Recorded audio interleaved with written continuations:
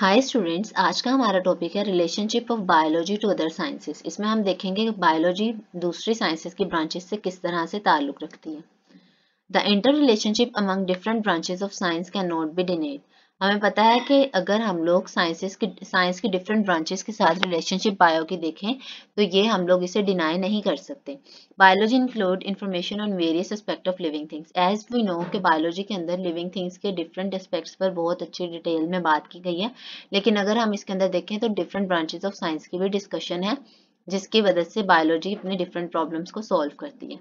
आगे, each branch of science has relationship with all other branches. Science की हर branch का दूसरी ब्रांच के साथ कोई ना कोई लिंक जरूर होता है। अब हम आगे एक एग्जांपल से इस बात को समझते हैं। अगर हम लोग एनिमल्स के अंदर मूवमेंट को देखें तो उसके लिए हमें लॉ ऑफ मोशन जो है फिजिक्स के अंदर न्यूटन ने जो प्रेजेंट किए थे उन्हें देखना पड़ेगा। एनिमल किस तरह से मूव करते हैं, इसके लिए हमें लॉ ऑफ मोशंस को देखना पड़ेगा जो कि फिजिक्स के हैं। तो ये बायो और फिजिक्स का आपस में लिंक है। फर्स्ट हमारी ब्रांच है biophysics. It is the study of principle of physics which are applicable to biological phenomena. वही बात जो हमने ऊपर की, इसकी एग्जांपल ये है कि similarity between the working principle of lever in physics and limbs of animals in biology. Lever का आपको पता होगा, जिसे हम लोग सीसा झूला कहते हैं, वो फिजिक्स के अंदर उसी असूल पर काम करता है जिस तरह लिम्स ऑफ एनिमल्स काम करते हैं बायोलॉजी के अंदर। अब लिम्स कहते हैं हाथों और पाँव को। नेक्स्ट है हमारे पास बायोकेमिस्ट्री। बायोकेमिस्ट्री के अंदर आता है study of chemistry of different compound and processes occurring in living organism. अगर हम देखें कि लिविंग ऑर्गेनिज्म के अंदर किस तरह से प्रोसेस हो रहे हैं, उसके अंदर कौन कौन से कंपाउंड इन्वॉल्व हैं, तो ये बायोकेमिस्ट्री के अंदर आता है। For example, the study of basic metabolism of photosynthesis and respiration involve the knowledge of chemistry. Photosynthesis वो प्रोसेस है जिसके जरिए प्लांट्स अपनी खुराक तैयार करते हैं। जब आप फर्दर फोटोसिंथेसिस को डिटेल में किसी फर्दर लेवल पर पढ़ेंगे तो आप उसमें एक वर्ड जरूर सुनेंगे कि what are the different phytochromes, what is the chemistry of phytochromes in photosynthesis.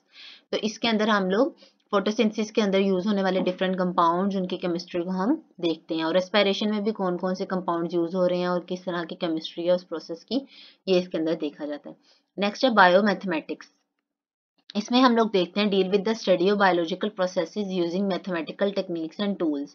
जब भी कोई साइंटिस्ट कोई एक्सपेरिमेंट करता है तो वो अपने डाटा को स्टेट की बेस पर ऑर्गेनाइज करता है, जिससे एक तो उसका डाटा बिल्कुल ऑर्गेनाइज्ड फॉर्म में होता है, दूसरा उसमें एरर के चांसेस बहुत कम आते हैं, और जो सिस्टमेटिक स्टेट की शक्ल में डाटा होता है वो बहुत ज़्यादा एप्लीकेबल होता है, और साइंटिस्ट जो हैं वो अपनी बायोलॉजी की सारी रिसर्च को स्टेट के अंदर ज़रूर लिखते हैं। Biogeography. It deals with the study of occurrence and distribution of different species of living organism in different geographical regions of the world. इसमें हम देखते हैं कि डिफरेंट लिविंग ऑर्गेनिजम्स वर्ल्ड के कौन कौन से रीजन्स में रहते हैं। इससे हमें क्या होता है, ये हम लोग को डिफरेंट जो एनिमल्स उस जगह पे रह रहे होते हैं उनकी कैरेक्टरिस्टिक्स के बारे में पता लगाने में मदद देते हैं।